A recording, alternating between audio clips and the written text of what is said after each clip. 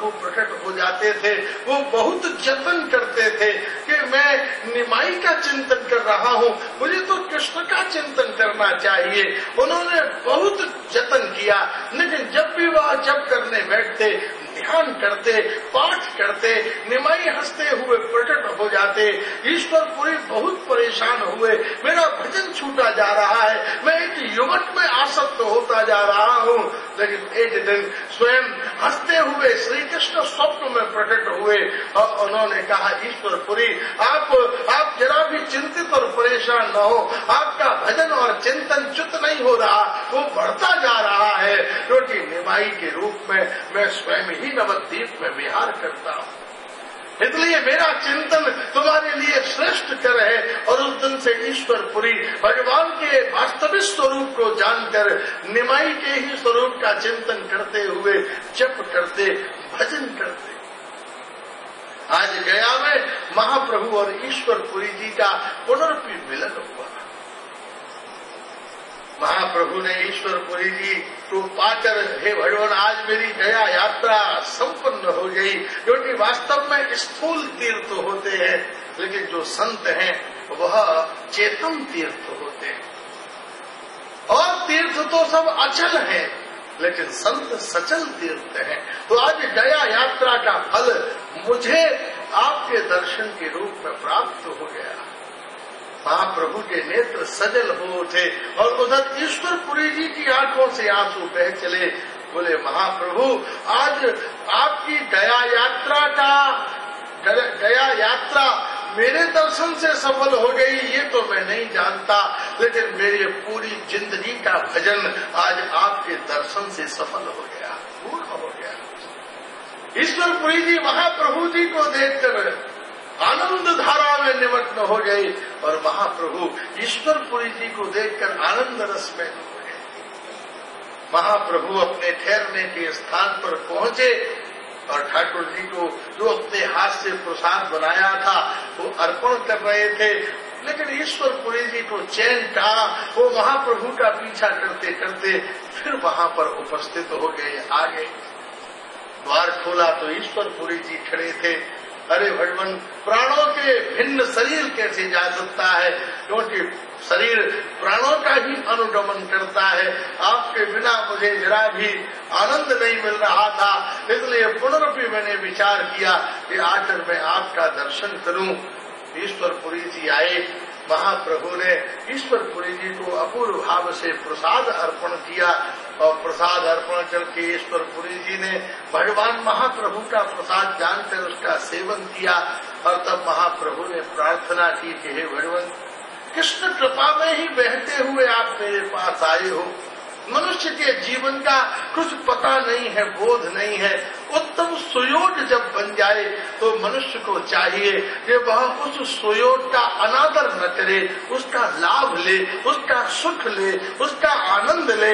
बड़ा सुयोग बन गया है और महाराज भगवान के चरणारविंद ने मेरे हृदय में आनंद की धारा का प्रवाह कर दिया है।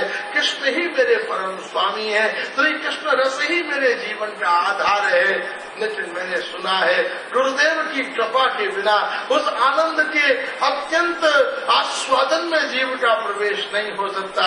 इसलिए हे भगवान, मैं हूँ तो साधारण विप्र, अगर आपके गुरुत्व की विशाल विस्तीर्ण गरिमा में लघुता न आ जाए तो मुझे अपने शिष्य के रूप में स्वीकार करें और मुझे दीक्षा प्रदान करें। ईश्वरपुरी जी चकित रह गए।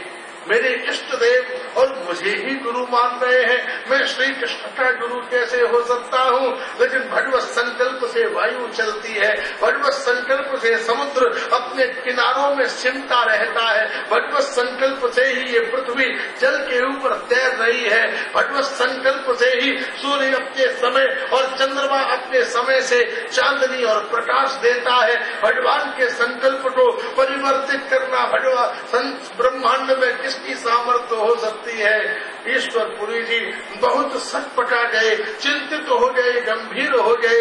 लेकिन महाप्रभु का आग्रह, उनकी रूप मोहनी और उनका अत्यंत आनंद देखकर ईश्वरपुरी जी जैसे कठपुतली कलाकार के हाथ के बस में होकर ही नाचती है, ऐसे ही ईश्वरपुरी जी महाप्रभु महाप्रभु के चरणों का ध्यान करते हुए उन्होंने महाप्रभु को दिव्य अद्भुत गोपाल मंत्र की दीक्षा प्रदान करी और दीक्षा लेकर महाप्रभु को ईश्वरपुरी जी बाहर निकले। महाप्रभु ने गुरुदेव को दंडवत प्रणाम किया, गुरुदेव की चरण धूलि माथे पर रखी, जय गुरुदेव कहकर उनकी परिक्रमा लगाई, कीर्तन किया। ईश्वरपुरी जी को लगता था कि पृथ्वी फट जाए और मैं इसमें समा जाऊं। मेरे इष्ट देव मुझे प्रणाम कर रहे हैं, जिनको मैं ध्यान करता हूँ वो मेरी प्रशंसा कर रहे हैं। ईश्वरपुरी जी बड़े संकोच में फंस गए और महाप्रभु को पुनरपि प्रणाम करके ईश्वरपुरी जी दौड़ते हुए वहाँ से चले गए। और उसके बाद ईश्वरपुरी जी ने अपने आप को गोपन कर लिया कि महाप्रभु मुझे प्रणाम करें, मेरी जय जयकार करें, ये असंभव है, क्योंकि प्रणतिपूर्ण सत्पात्र ब्रह्मांड में केवल श्री कृष्ण है। और ईश्वरपुरी जी ने प्रतिज्ञा कर ली कि अब मैं जिंदगी भर महाप्रभु के सामने नहीं आऊंगा, क्योंकि मैं आऊंगा तो वह प्रणाम करेंगे और कृष्ण मुझे प्रणाम करें, इससे बड़ा मेरा दुर्भाग्य नहीं हो सकता। और गुरु जी वहाँ से चले गए। और उसके बाद ईश्वरपुरी जी कहाँ गए आज तक उसका किसी को भी बोध नहीं है। और किसी शास्त्र में, चैतन्य चरितामृत में, मुरारी गुप्त की चर्चा में और विविध प्रकार के आचार्यों के द्वारा लिखे हुए ग्रंथों में कहीं भी ईश्वरपुरी जी के अन्य चरित्र का प्रकाश प्राप्त नहीं होता। ईश्वरपुरी जी कहाँ चले गए? बोले श्री कृष्ण रस समुद्र में निमग्न हो गए। महाप्रभु ने ये कहा कि भैया जब तक मनुष्य की वैष्णव दीक्षा नहीं होगी, वह किसी महान गुरु के चरणों में शरणागत होकर कृष्ण भजन में प्रवृत्त नहीं होगा, तब तक जीवन का वास्तविक सत्व प्राप्त नहीं हो सकता। इसलिए मनुष्य के जीवन में 24 प्रकार के संस्कार होते हैं। संस्कार का मतलब है किसी भी वस्तु के अंदर छिपे हुए उसके वास्तविक सत्व को प्राप्त करना। उसी प्रकार दूध के अंदर दही, दही के अंदर माखन, माखन के अंदर घी, पांचवा तत्व घृत है। उसी प्रकार इस मनुष्य के शरीर का अनुसंधान किया जाए तो इसका सर्वोत्तम तत्व कौन सा है? बोले कृष्ण प्रेम। इस मनुष्य शरीर का सर्वोत्तम तत्व है प्रेम। प्रीति ही मानवादेह प्राप्तते उपनोष शतोष प्रताह। जिसको शास्त्र कहते हैं इस मनुष्य शरीर का अनुसंधान करते चले जाइए तो इसका सबसे उत्तम तत्व कौन सा है? बोले प्रेम, प्रेम की प्राप्ति। इसलिए वास्तव में इस प्रेम का वास्तविक सत्व क्या है? श्री कृष्ण भजन। जैसे दही को रई के बिना उसमें से माखन नहीं निकाला जा सकता, ऐसे ही मनुष्य शरीर में भी छिपे हुए प्रेम को गुरु कृपा के बिना प्राप्त नहीं किया जा सकता। गुरु कृपा ही वो रई है जो मनुष्य शरीर में छिपे हुए कृष्ण प्रेम, कृष्ण प्रीति, कृष्ण समर्पण का उदय कर सकती है। गुरु है कौन है? वो कृष्ण दास ही। गुरु कोई कृष्ण स्वामी नहीं है, कृष्ण दास ही। मोर गुरु होन स्वयं प्रकाश, किंतु ताई होन नित्य श्री कृष्णेर दास। मेरे गुरु जी मेरे लिए स्वयं प्रकाश है, लेकिन वो वास्तव में है कौन? श्री कृष्ण के चरणों के दास है। मोर गुरु होन स्वयं प्रकाश, किंतु ताई होन नित्य श्री कृष्णेर दास। लेकिन गुरुदेव की कृपा के बिना आपको अंग्रेजी पढ़नी हो, इतिहास पढ़ना हो, गणित पढ़ना हो, बिना गुरु के बिना हम अंग्रेजी नहीं पढ़ सकते, गणित नहीं पढ़ सकते, इतिहास नहीं पढ़ सकते।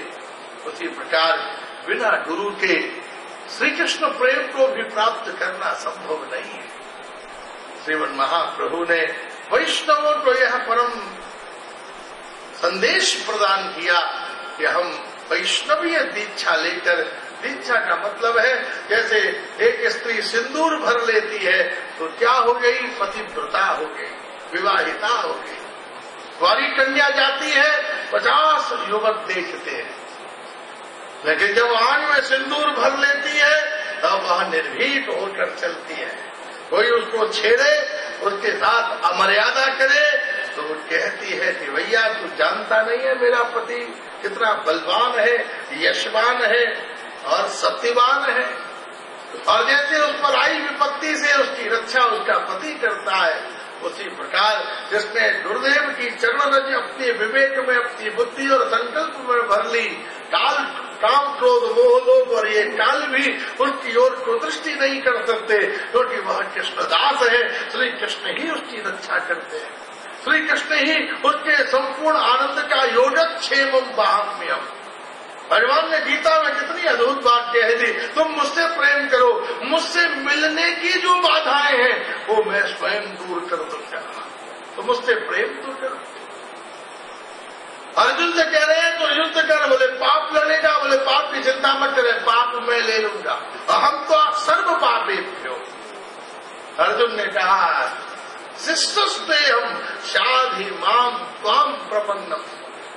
अर्जुन ने श्री कृष्ण से दीक्षा ले ली महाभारत के युद्ध से पहले। अब वह अर्जुन के बुआ के लड़के नहीं है, वो अर्जुन के गुरु हैं।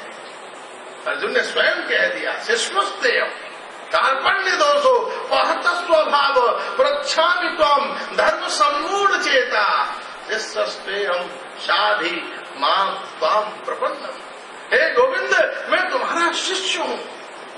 अच्छा भैया, ये संबंध तो पहली बार ही मैंने तेरे मुंह से सुना, अभी तक तो कृष्ण कृष्ण करता था कि मेरी बुआ के लड़की, बुआ का लड़का और गुरु, भैया और गुरु में कितना अंतर है। आज अर्जुन ने पहली बार भगवान को कहा नहीं, बुआ के लड़के नहीं, द्वारकाधीश नहीं, नटवर नागर नहीं, राधा कांत नहीं, राधा वल्लभ नहीं, गोपी वल्लभ नहीं, आप मेरे गुरु। शिष्मस्ते हम शाधि माम त्वम प्रपन्नम। मैं अपने पूरे परिवार के साथ आपके चरणों में शरणागत हो रहा। भगवान ने कहा भैया जब चेला बन गया तो फिर तेरी रक्षा करनी पड़ेगी, तेरे साथ चलना पड़ेगा, आना पड़ेगा। लेकिन भैया गुरु जी पराक्रमी सेवा कैसी दी, रथ चलाने की। दुनिया में ऐसा चेला मिलना बड़ा कठिन काम है। और से चेला बड़े चतुर होते हैं, उन्हें मालूम है गुरु जी गाड़ी चलाना जानते हैं। गुरुदेव वाह गुरु जी, आपके होते हुए डोर मेरे हाथ में कैसे हो सकती है, आप ही गाड़ी चलाओ। गुरु जी गाड़ी चला रहे हैं, चेला पीछे घटना के लेके सो रहा है। गुरु जी भी बड़े उदार, अच्छा भैया चल अभी गाड़ी चलाते हैं। उसे उठाया, हाँ भैया लुधियाना आ गया। बोले गुरु जी बहुत अच्छी बात है, अब पूछ लो किसी से अगर नगर कहाँ है, मुझे सोने दो। गुरु जी ने पूछा भैया अगर नगर कहाँ है, नो जाओ नो जाओ नो जाओ नो जाओ। घर खड़ा के उसके घर पे पहुंचे, उसके पोर्च में गाड़ी खड़ी करी। हाँ भैया तेरा घर आ गया, अब तो गाड़ी से उतर। नहीं गुरु जी आप नहीं उतरना, मैं दरवाजा खोलता हूँ। फिर उतर के दरवाजा खोला। जय गुरुदेव जय गुरुदेव। नीचे उतरो। 400 किलोमीटर गाड़ी चलवा ली गुरु जी से, हमने हरियाणा जय गुरुदेव जय गुरुदेव। बहुत से चेला बड़े चतुर हो गए। गुरु जी वोट लगाइए। अर्जुन भी ऐसा ही बड़ा चतुर था। अर्जुन हमें आप चाहिए। अच्छा आ गए, क्या करना है, आप रथ चलाओ। आगे बैठा दिया ठाकुर जी को, पीछे खुद बैठ गया। बाण सामने से आवे तो पहले सारथी की खोपड़ी पे से ही गुजरे सबरे बाण। भगवान के सिर के ऊपर से सभी और सामने वाला जो योद्धा है ना, सबसे पहले सारथी को मारता है। सारथी मर जाए तो फिर रथ असंतुलित हो जाता है और योद्धा को मारना सरल हो जाता है। इसलिए सबने ट्राई किया श्री कृष्ण को मारे, लेकिन आधी ताकत तो श्री कृष्ण को देखकर ही योद्धा की चली जाती है कि भैया जिसके आगे कृष्ण बैठे हैं उसे तो मारना ही असंभव है, जीतना ही असंभव है। और दूसरी बात, ठाकुर उसे देख के मुस्कुरा देते थे, उसका क्रोध वैसे ही शांत हो जाता था। आपको क्रोध नहीं आए, आप घूसा मार सकते हो, गाली दे सकते हो। आप बहुत प्रसन्न हो, आप देखो गाली दो, अरे भैया छोड़ो क्या गाली वाली दे। तो श्री कृष्ण के सामने जैसे ही वो आता था ठाकुर मुस्कुरा के देखते थे, उसका सवरा दूध वैसे ही ठंडा हो जाता था। फिर क्या लड़ाई वो अर्जुन थे। तो आधा युद्ध तो भगवान की मुस्कुराहट ही जीत लेती थी। कहाँ बैठा दिया? शिष्वस्ते हम शाधि माम स्वाम